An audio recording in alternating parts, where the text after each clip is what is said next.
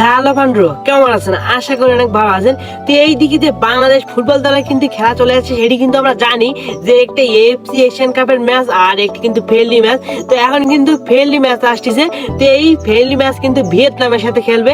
তো এই ফ্রেন্ডলি ম্যাচের সময়সূচি এবং শক্তি কারা এগিয়ে আছে এবং র্যাঙ্কিং কারা এগিয়ে আছে এবং 5 বারের দেখায় কারা এগিয়ে আছে, এই সম্পর্কে কিন্তু আমরা আজকে জানবো যে ভিয়েতনামের সাথে যে বাংলাদেশ খেলবে এই খেলার সময়সূচি এবং অনেক বিভিন্ন কিছু কিন্তু আজকে আমরা ভিডিওতে জানবো এবং দেখবো। তো আমরা কিন্তু দেখতে থাকি যে বাংলাদেশ বনাম ভিয়েতনাম এই দুই দলের ভিতরে কিন্তু একটি ফ্রেন্ডলি ম্যাচ ফুটবল ম্যাচের আয়োজন করা হয়েছে।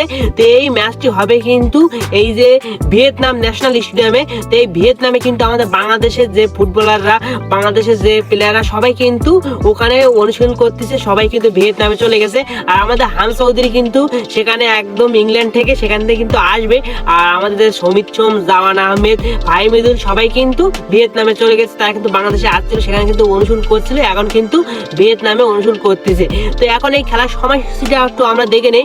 তো এই খেলাটি হবে কিন্তু 26 মার্চ সন্ধ্যা 6টার সময়, মানে সন্ধ্যা 6টার সময় কিন্তু এই খেলাটি হবে। তো এই খেলাটি আপনি কিভাবে লাইভ দেখবেন এটি কিন্তু আমি আগামীকাল আপনাদের জানিয়ে দেবো অনেক সুন্দরভাবে, কারণ এটি কিন্তু এখনো অনেক কিছু জানাইনি। তো আগামীকাল কিন্তু নিশ্চয়তা হবে। তো আমি কিন্তু আগামীকাল আপনাদের জানিয়ে দেবো। তো আমরা কিন্তু এখন দেখবো এদের ভিতরে যে র্যাঙ্কিং নাম্বারটা, এই র্যাঙ্কিং নাম্বারটা একটু দেখি যে বাংলাদেশ এবং ভিয়েতনামের মধ্যে। তো র্যাঙ্কিংয়ে ভিয়েতনাম কিন্তু বর্তমানে আছে, তারা কিন্তু দুর্দান্ত, তারা কিন্তু আছে 108 নম্বরে। আর আমাদের বাংলাদেশ কিন্তু র্যাঙ্কিংয়ে আছে 180 নম্বরে। তারা যে র্যাঙ্কিংয়ে আমাদের থেকে 72 ধাপ এগিয়ে সেটি কিন্তু আমরা দেখেছি, তারা কিন্তু অনেক এগিয়ে। তো যাই হোক, এখন কিন্তু এই যে দুই দলের ভিতরে যে একে অপরের মধ্যে যে মুখোমুখি হয়েছে কতবার আগে সেটি কিন্তু আমরা একটু দেখবো।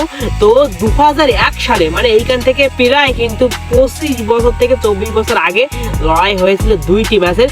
দেখতে পাচ্ছেন আমার স্ক্রিনশটে, এই দুইটি ম্যাচে কিন্তু একটিতে কিন্তু জয়লাভ করে এই যে ভিয়েতনাম 4-0 গোলে, আর একটিতে কিন্তু ড্র হয় আমরা কিন্তু দেখতে পাচ্ছি। তো বাংলাদেশ কিন্তু এখানে জয়লাভ করে, একটি কিন্তু জয়লাভ করে ভিয়েতনাম আর একটি কিন্তু ড্র হয়। তো যাই হোক, ভিয়েতনাম কিন্তু একটু এগিয়ে আছে আমাদের থেকে, কিন্তু বর্তমানে কিন্তু আমাদের বাংলাদেশ ফুটবল টিম কিন্তু অনেক স্ট্রং টিম, যেখান থেকে কিন্তু আমাদের সমিত সোম, হামজা চৌধুরী, তারপরে এই যে জামান আহমেদ, কিউবা মিসেল, এই সব প্লেয়ার যখন থেকে আসা শুরু করেছে এই যে সেখান থেকে কিন্তু বাংলাদেশ কিন্তু অনেক স্ট্রং।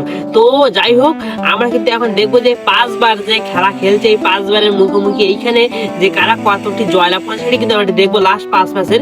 তো ভিয়েতনাম কিন্তু দেখতে পাচ্ছি, ভিয়েতনামের ভিতরে কিন্তু সব কিন্তু সবুজ হয়ে আছে দেখতে পাচ্ছেন, কারণ কিন্তু সবগুলো তারা জিতছে 5 ম্যাচে, লাস্ট 5 ম্যাচে সবগুলো জিতছে।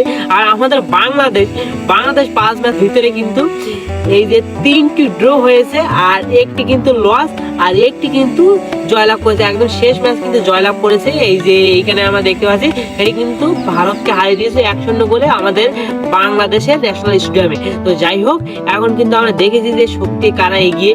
তো আমরা কিন্তু দেখতে পাচ্ছি যে ভিয়েতনাম আমাদের থেকে এগিয়ে আছে। তো যাই হোক, আমাদের বাংলাদেশ কিন্তু এই যে 26 তারিখে খেলবে, তো আমরা আশা রাখি যে বাংলাদেশ জিতবে এবং বাংলাদেশের জন্য সুখবর। এই যে আমাদের জিকু নেই এবং কিউবা মিসেল নেই, এতে কিন্তু খারাপ লাগছে, কিন্তু এখানে কিন্তু আমাদের বাংলাদেশের আর অন্য প্লেয়াররা যাচ্ছে, হামজা চৌধুরী, সমিত সোম, কিউবা মিসেল, জামান আহমেদ সবাই কিন্তু মোটামুটি থাকছে, কিন্তু কিউবা মিসেল থাকছে না এবং জিকু থাকছে না।